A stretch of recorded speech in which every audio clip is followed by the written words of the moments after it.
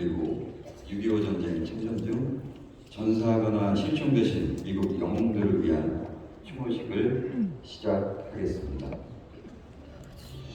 그럼 우선 국군 참전용사를 소개합니다. 여러분 큰 박수로 환영해 주십시오.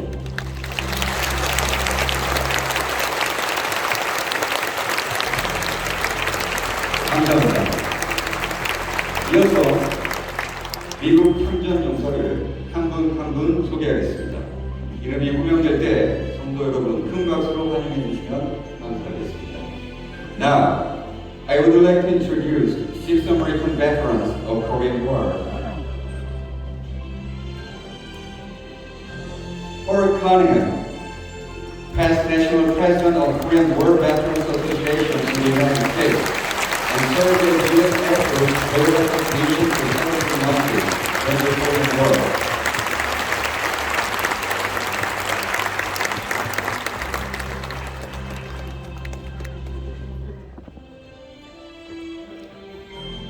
George Sosa, Mr. Sosa is the combat veteran who fought on the front line and seriously injured.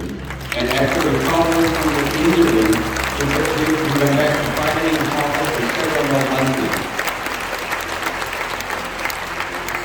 Robert Chamudio, Mr. Chamudio served as a seaman on board on a battleship USS Manchester from January 1952 to July 1953.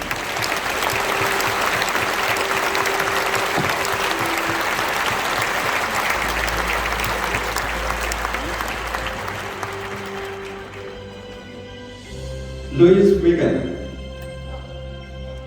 Louis Vaughn served as tank company platoon sergeant in the DMZ area.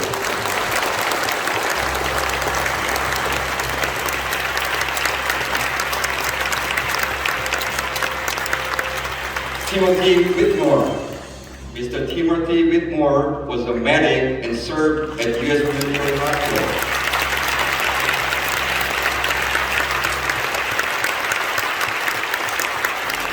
자, 여러분, 국군과 미국 참전용사분들의 희생과 사랑에 대한 보답으로 한 번 더 큰 박수를 부탁드립니다.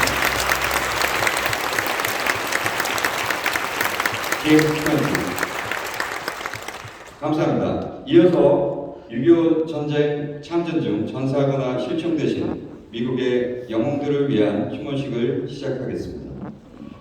Now, we will begin memorial service for 16 fallen heroes who are killed in action or missing in action during the Korean War. Killed in action. First Lieutenant Baldomero Lopez.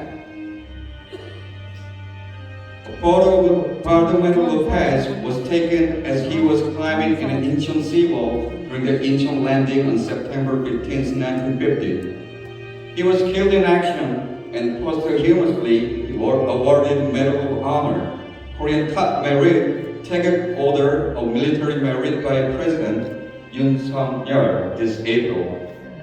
We are honored to have with us his great nephews, Mike and Matt Lopez.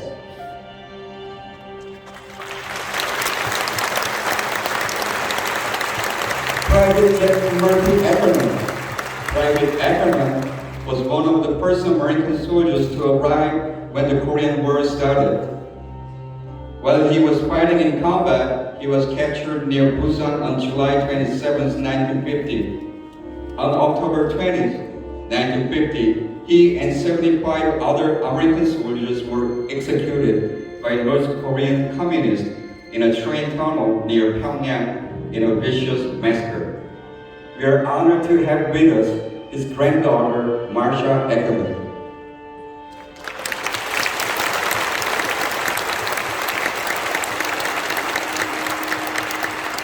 Private First Class John Train Jr. As a student of Boston University, he joined U.S. Marine Corps to help defend the freedom of Korean people without telling his parents. On his 20th birthday, July 8, 1953, he was told by his company commander that he could stay back and enjoy his birthday. But he chose to go out on a patrol mission with his fellow Marines. His remains were found and returned home for burial in 1954. We are honored to have with us his nieces, Susan Carvas and Charlene Flanagan.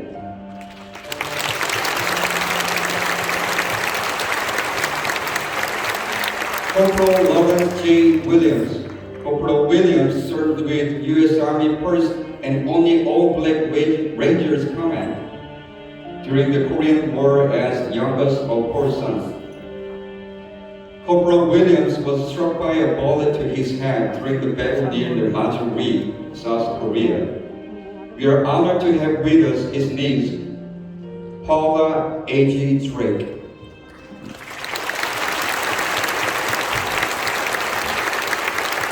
Missing in action, not yet found. Sergeant First Class Joseph Blistenbach. Sergeant First Class Blistenbach was fighting near Gunuri in North Korea on November 30, 1950, and was captured as prisoner of war and died in disease. Still missing in action, his son Paul was born while he was in a prison camp in North Korea. His son Paul followed in his father's footsteps and served in Korea as well as his son. There has been 3 generations of Blisenbach men who have defended South Korea. We are honored to have with us his son Paul Blisenbach.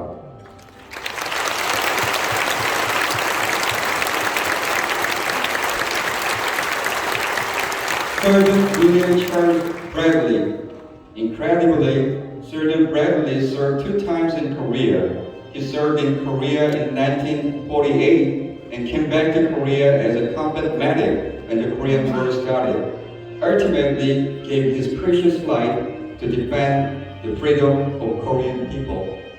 Sergeant Bradley went missing during the battle at Changcheon River in North Korea on December 1st, 1950. We are honored to have with us his niece, Robin Pearson.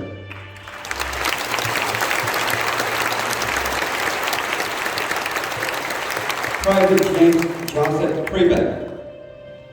James Criben and Walter Criben were twin brothers serving in the same unit and fighting in the same battles. James was fighting the enemy at Outpost Vegas near the 38th parallel when he became missing on March 26, 1951. Walter Criben survived the Korean War, returned home, and suffered trauma for his entire life after losing his twin brother in Korea. We are honored to have with us his nephew, Jeff Criben, and his son, Jeff.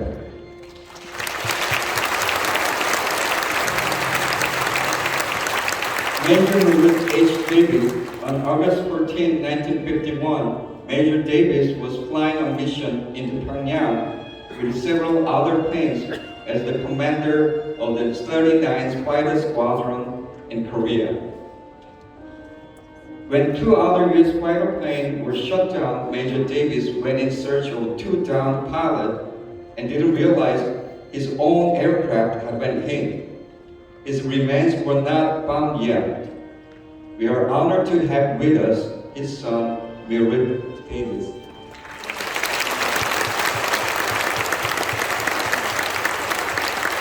Master Sergeant William Robert Goodall. Master Sergeant Goodall was the radar observer of U.S. Marine Corps fighter planes. The aircraft was lost on June 12, 1952, while on a combat mission in North Korea. His remains not found yet. We are honored to have with us his son, Bill Goodall.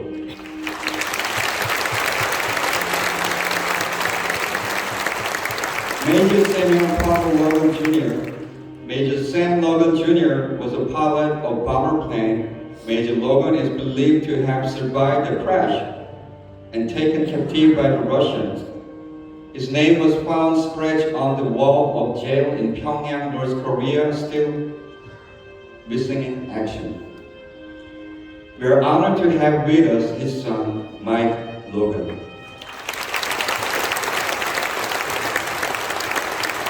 Private First Class, Eric Nezelo. PFC of Nazareth was fighting the enemy near Daejeon, South Korea on July 20, 1950. He was captured and forced to march on the Tiger Death March to North Korea as a prisoner of war and died of malnutrition and disease in the prison camp in North Korea on April 14, 1951, still missing in action. We are honored to have with us his niece, Diana Mills.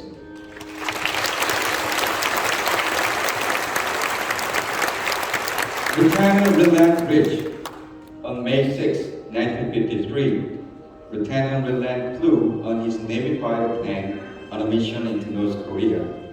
He had completed his mission and was on his way back to the Navy aircraft carrier USS Princeton when he decided to go in one more strike on enemy target under foggy condition. He's still missing in action. We are honored to have with us his daughter, Shirley Selby.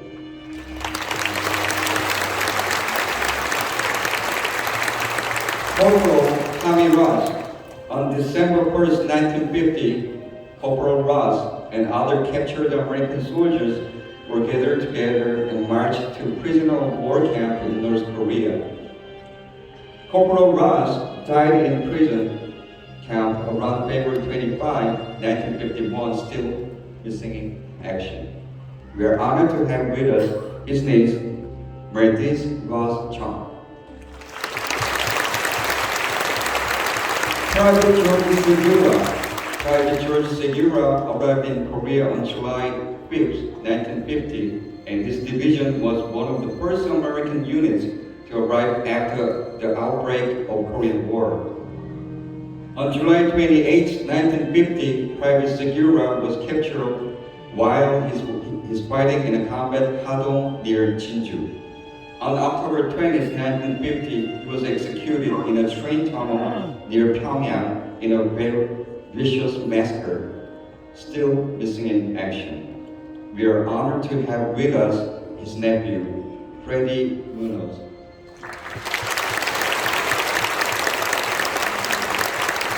Missing in action remains recovered. Sergeant First Class Frank Bihar, Mexican-American, became missing in action on November 30, 1950 during the Battle of Chosun Reservoir. His remains were returned in a 55 casket from North Korea in August 2018 as a result of Singapore summit where US President Trump met with North Korean dictator. April 14, 2020, his remains were finally identified and was buried on November 17, 2021. We are honored to have with us his nephew, Richard Olivas.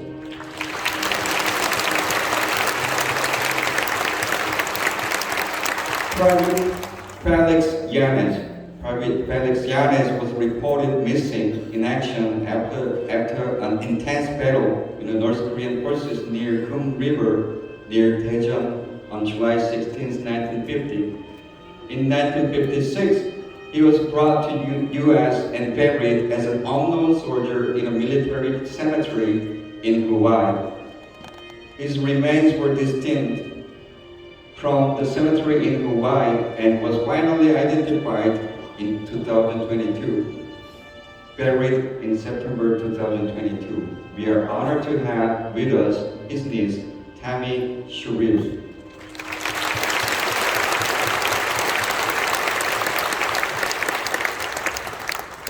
감사합니다.